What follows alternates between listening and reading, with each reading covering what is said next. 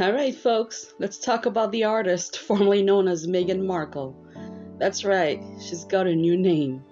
No more Markle. That name is dead to her. She has reinvented herself once again, and now she'll be known as Meghan Sussex. And I gotta say, bold move. Clinging to a title that was gifted to you by an institution you claim to ruin your life. Literally. I mean, imagine bad-mouthing a company for years, suing the CEO, burning your bridges, then printing their logo on all your merch because you know it still holds value. That's Meghan. That's Meghan. She torched the royal family, but she's still out there plastering Sussex on everything like a desperate franchise reboot, you know? Like coming soon to Netflix, Meghan Sussex and the Chamber of Relevance. Because folks, make no mistakes, this isn't just a name change. This is an insurance policy.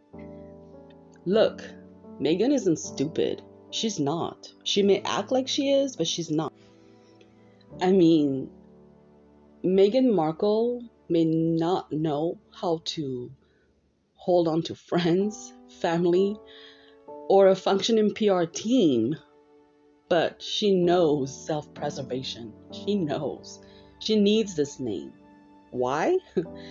Because the Meghan Markle name is tainted. Simple as that. It is tied to Hollywood failure. It is tied to a messy family. It is tied to a deal or no deal and opening suitcases while clapping like a trained seal, you know. That Meghan cannot survive without being a duchess. So why does she do it? She clings to Sussex like it's the last raft on the Titanic of her reputation. That name gives her royal adjacent. Because let's be real, her marriage is hanging on by the thread. You've seen the body language. Harry looks like a man who realizes he gave up an entire empire for someone who makes jam. Literally. And Meghan, she sees the writing on the wall. She knows that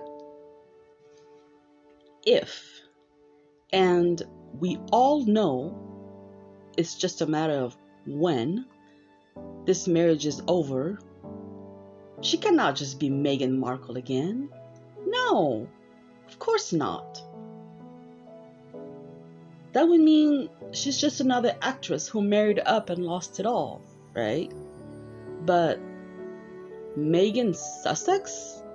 Ooh, that's a title. That's an identity. That's a lifetime supply of poor me, oh, poor me interviews. She is ensuring that even if Harry runs back to Buckingham Palace, begging for mercy and forgiveness, she will still be out there like, hello, waving the Sussex flag, playing the role of the exiled Duchess. Like she's starring in her own Netflix period drama, you know? You gotta give her credit though. She's thinking long term. Really long term. But here's the problem though. Even Hollywood is over it. At first, they embraced her. She was their Disney princess turned feminist warrior, their Duchess of Woke. But then they realized, oh, she actually has no talent. Huh. She has no comedic timing, no charisma.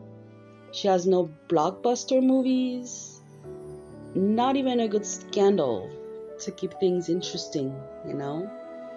So she went from the new Diana to the woman who got ghosted by Spotify in a record time. Hollywood likes royalty though. They do. Don't get me wrong. Hollywood loves royalty. But they don't like ex-royalty who can bring in ticket sales. She thought she'd be sitting next to Beyonce at the Met Gala, but then instead, she's watching it on TV like the rest of us. She thought she'd be getting into the Oscars and getting Oscar invites and all that fun stuff. But instead, she's struggling to get an audience for a podcast. She thought they'd worship her. Turns out, even Hollywood has standards. But don't think for a second that the Markle family is the only group Meghan wants to erase or plans to erase. Oh, no. Let's talk about Doria Ragland. You know, Meghan's mom? The woman she never mentions unless she's talking about racism. I mean, where has Doria even been? Chained up in Meghan's basement with the kids? I'm just kidding. I mean, literally though, let's face it, Doria is just a prop. She is. She exists in Meghan's storybook version of events that only family members worthy of being in public kind of deal, you know? Like, she's the only person that's worth being seen in public. But, you know, just give it time. Meghan doesn't keep people around for long. She doesn't. It's a proven fact. It's been debunked over and over and over and over. The moment Doria no longer serves a purpose on the "I was a victim of racism" narrative, she'll be cut off just like everyone else, because, you know, it's true. It is so true. And because Meghan never identifies herself as anything Raglan. She doesn't even say she's 50% Raglan. She'd rather say she's 43% Nigerian, folks. Think about it. She never says my Raglan side of the family. We've never seen the Raglan side of the family. We've only seen Doria, literally. And you know, let's be honest. Who are we kidding here? We're all adults, right? Right? Yes, we are. Because here's why. There is no royalty in that name. Raglan, that sounds raggedy. That doesn't sound like royalty, you know? She chose Sussex because it still sounds expensive. It sounds posh. It sounds elegant. It sounds like it has a meaning. But, you know, it's not her bloodline. She's trading her blood. She's trading everything that she was born with.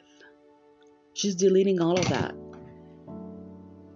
And now she wants to be known as Meghan Sussex. God, that woman. But you know what? You know what's the funniest part though? The Queen. The late Queen. Her Majesty Queen Elizabeth. She saw it all coming. She did. And she surely did, because, oh, let me tell you something about her. Oh, yeah. Don't let that purse-holding, corgi-loving grandma act fool you, y'all. Queen Elizabeth, she was playing 4D chess while Meghan was just learning how to play checkers. You know what I mean?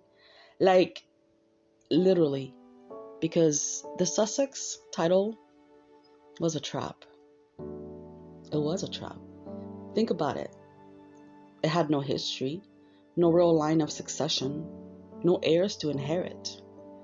There has been a first Duke of Sussex in the past, but there has never been a Duchess of Sussex in the past. Never. Meghan Markle is the very first Duchess of Sussex. The last person who was somewhat identifiable as a Duchess of Sussex, she was known as the Duchess of Inverness. And she was the wife of the Duke of Sussex, but yet not worthy enough to become the Duchess of Sussex. Because, again, let me give you a quick little history recap here.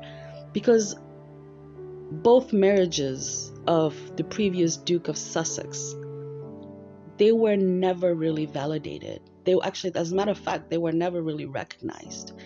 And the second wife of the Duke of Sussex, back in the days, well, Lady Cecilia, she was given in her own right by Queen Victoria her own title, which was not Duchess of Sussex, but then again, Duchess of Inverness. So you see, Meghan Markle in the entire history of the British monarchy is the very first Duchess of Sussex. And I am willing to bet everything that there will be no more after her. There will be no more Duchess of Sussex. Don't even think for a second that Archie is going to inherit the dukedom of Sussex. He's not. By the time he comes of age to inherit anything, we will have a King William on the throne. By then, Archie is just going to be the estranged nephew of the new monarch, or of the monarch.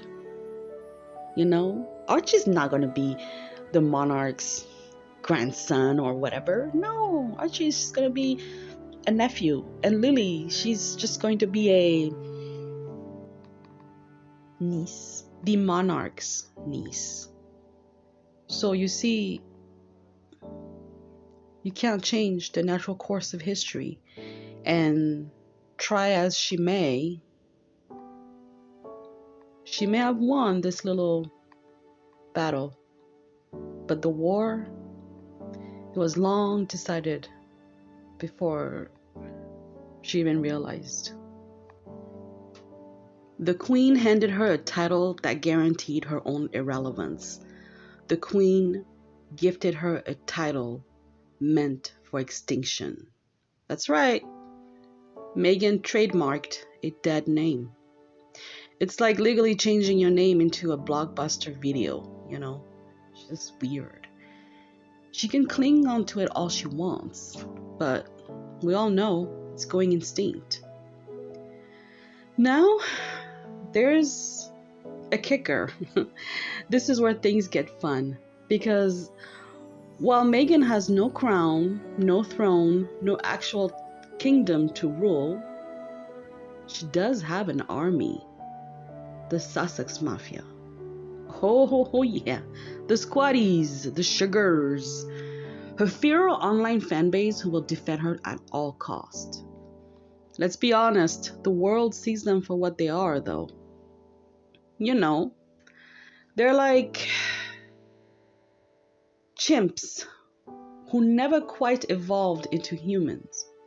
You know, you throw them a blurry photo of Meghan holding a Starbucks cup and they start screeching, banging on their keyboards, writing 10-paragraph Twitter rants about how she's the most powerful woman, the most beautiful woman, and exotic, and this and that woman on earth. They eat lies like bananas and fling them across the internet hoping that they'll stick. They believe Meghan invented feminism, charity, and breathing, literally. Let's be honest. Even if she probably finds them useful at the moment, deep down inside, she finds them embarrassing.